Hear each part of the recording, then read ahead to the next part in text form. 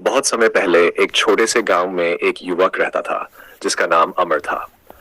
अमर हमेशा अपने जीवन से असंतुष्ट रहता था। उसे लगता था कि उसकी कठिनाइयों और विफलताओं का कारण केवल उसका खराब भाग्य है। हर बार जब उसे कोई समस्या आती तो वह यही सोचता कि शायद उसका भाग्य ही उसे खराब स्थिति में डालता है। एक दिन अमर ने सुना कि गौतम बुद्ध पास के गांव में आ रहे हैं। उसने सोचा क्यों न मैं उनके पास जाऊं और अपनी समस्याओं का समाधान पूछूं। इस विचार के साथ वह बुद्ध के पास पहुंचा और अपनी पूरी कहानी सुनाई।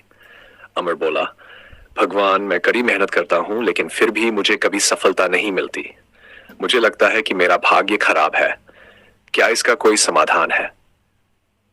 गौतम बुद्ध मुस्कुराए और बोले, अमर, क्या तुमने कभी कर्म के बारे में सुना है? अमर ने सिर हिलाया और कहा, हाँ, मैंने सुना है लेकिन मैं इसे ठीक से समझ नहीं पाता। बुद्ध ने उसे एक कहानी सुनाई। किसी समय की बात है। एक किसान था जो दिन रात कड़ी मेहनत करता था। वह अपनी फसल की देखभाल करता, जमीन की जुताई करता, लेकिन फिर भी उसकी फसल हमेशा नष्ट हो जाती। एक दिन वह एक साधु से मिला और अपनी समस्या बताई। साधु ने कहा, तुम्हारे कर्म ही तुम्हारे जीवन के परिणाम तय करते हैं।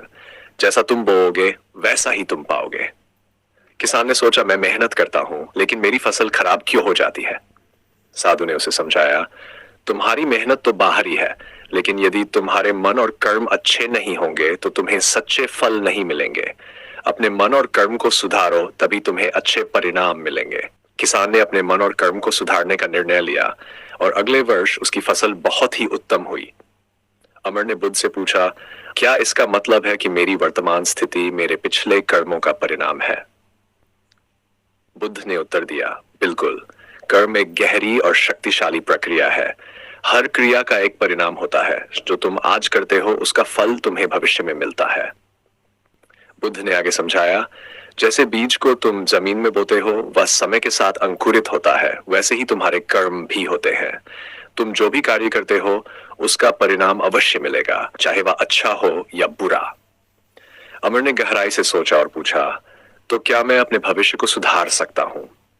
बुद्ध मुस्कुराए और बोले, हाँ, ये तुम्हारे हाथ में है। अपने कर्मों को शुद्ध करो।